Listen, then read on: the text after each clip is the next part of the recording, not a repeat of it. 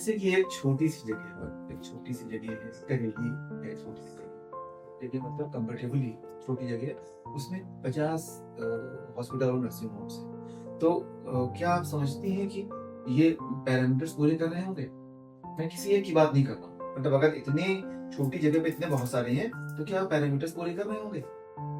ये मेरे सोचने समझने से नहीं होगा। ये तो आप यहाँ जो भी रूलिंग अथॉरिटी है उनको देना चाहिए। अगर हम किसी भी चीज को काम करने की अथॉरिटी दे रहे हैं तो we have to check it regularly. हमारे मतलब नॉर्म्स बने हुए हैं, चेकलिस्ट बनी हुई है, सारे सारे के सारे नॉर्म्स हैं हर एरिया के। अच्छा, आप उसको फुलफिल कर रहे हैं तो बिल्कुल ठीक है, जो भी है।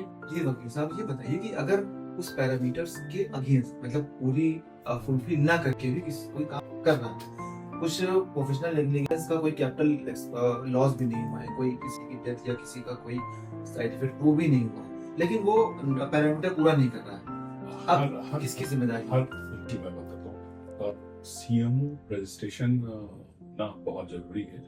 और जब सीएमओ रजिस्ट्रेशन आप किसी भी क्लिनिक 10 बेड्स या 25 बेड से अबव जब आप जाते हैं तो उनके पूरे नॉर्म्स हैं, और वो जब तक आप वो फुलफिल नहीं करेंगे, जब तक रजिस्ट्रेशन नहीं हुआ, तो अब बहुत छोटा सा रिस्पांसिबिलिटी ऑफ सर, सीएमओ नहीं बहुत छोटा सा, हाँ, सिस्टम हाँ, है सर, बहुत उसमें छोटा हम सा सारे फॉर्मेट भरेंगे सब, तभी वो बहुत छोटा सा registration नहीं, हमें बहुत पेशेंट्स की बात हो रही, ये बहुत छोटा सा हमने देखना है कि सीएमओ रजिस्ट्रेशन का बोर्ड लगा है जी नहीं।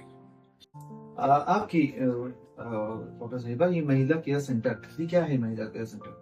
Sir, it's a setup of it's a registered setup of gynec facility.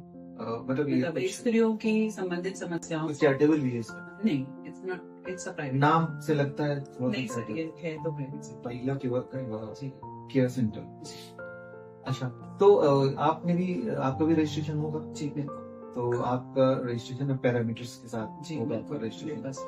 और बहुत सारे लोगों को आप खुद भी देखती होंगी, आपकी कोई जिम्मेदारी नहीं बनती, आपको भी, आप सर्जरी के लिए कोई बुलाता होगा, आपको कभी जाती होंगी आप हाँ, किसी बिल्कुल। हॉस्पिटल, जी। तो आप पहले देखती है कि वहाँ पर सारे पैरामीटर्स को पूरा जी, कर रहा है कि नहीं, बिल्कुल। तभी आप बिल्कुल। वहाँ पे काम करती है।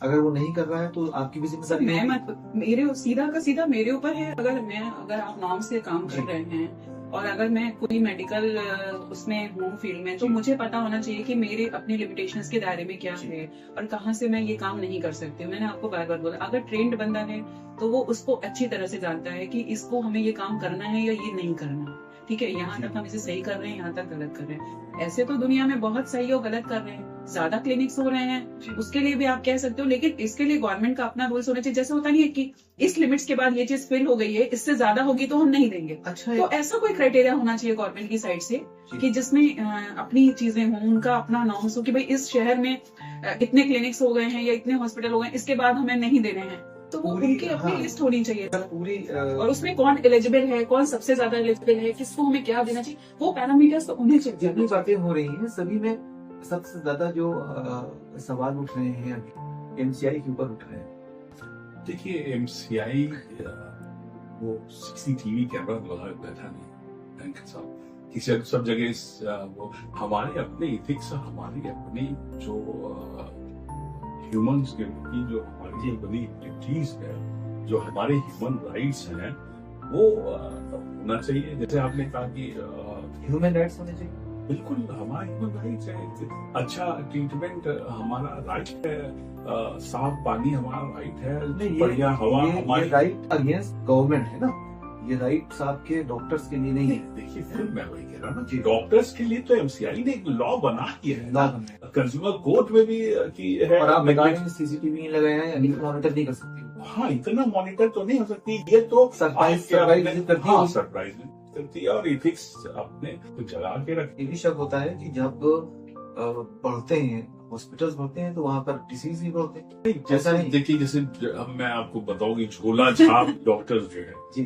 गांव में वो है, जैसे मैडम गायनिक थी वो है, तो अब गायनिक में झोला छाप इसलिए है क्योंकि वहाँ पर अवेलेबल नहीं है। अवेलेबल नहीं जी, तो ये गवर्नमेंट फर्स्ट एड मामला है कि उसको कितनी बढ़िया मॉनिटरिंग करें। जैसा मैं आप कह रही थी अपना कि मॉनिटरिंग बहुत जरूरी है। वहाँ पे जो डॉक्टर्स हैं जिनकी ड्यूटी लगाई गई है वो जाते ही नहीं है, वो वहाँ पे मालूम चला कि नर्सें उस पूरे जी। इंस्टीट्यूट या उस पूरे चला रही CSC PSC को चला रही हैं, तो वहां पे सख्त मॉनिटरिंग होनी चाहिए।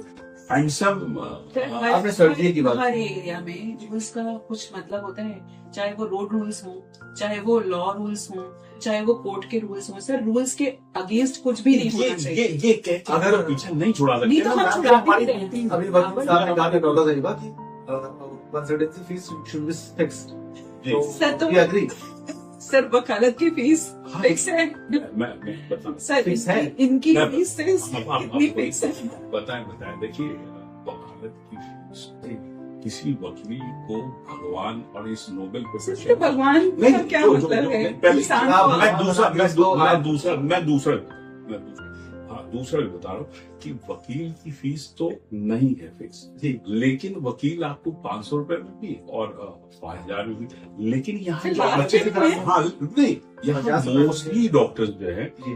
वो बहुत ज्यादा चार्ज कर रहे हैं और 100 दवा के साथ दे देते हैं। बहुत सारे डॉक्टर्स हैं बहुत। 100 रुपए में दवाओं बहुत। कंसल्टेंसी और दवा के साथ सब दे देते हैं। बहुत सर ये कोई रूलिंग्स नहीं है। अगर फिर बहुत- भी मैं अगर जी। इनकी बात भी मैं रखती हूँ, जैसे कि अगर आप ये परेशान हो रही है, जनरल पब्लिक परेशान हो रही है, तो मैं ये जरूर कह सकती हूँ कि कुछ ऐसी रूटीन्स अगर गवर्नमेंट बनाती है, उसको एक कोई भी चीज सड़क पे, जैसे हम इधर से इधर नहीं चल सकते हैं, तो देयर इज सम रूल ना कि हमें लेफ्ट चलना है कि हमें राइट चलना है, कि हमें कहाँ रुकना है, तो उसके लिए कुछ रूल्स और कुछ गाइडलाइंस बनी होती है सर। और ये हम इसे फॉलो कर सकते हैं। गाइडलाइन हर चीज के सर, लिए, हम आपने उसे जैसे follow कहा ना कि करते ट्रैफिक के लिए भी उसे है, follow सबके करते लिए, हैं। बस हमारा अपना जो अंतर आत्मा है ना, जैसे चाहे वो किसी भी फील्ड में डॉक्टर है, वकील है, आप हैं, बस सबको कोशिश ये हो कि अच्छा हम अपने प्रोफेशन के साथ सर आप आत्मा की आवाज सब लोग सुने, बिल्कुल, और कब Right. सुने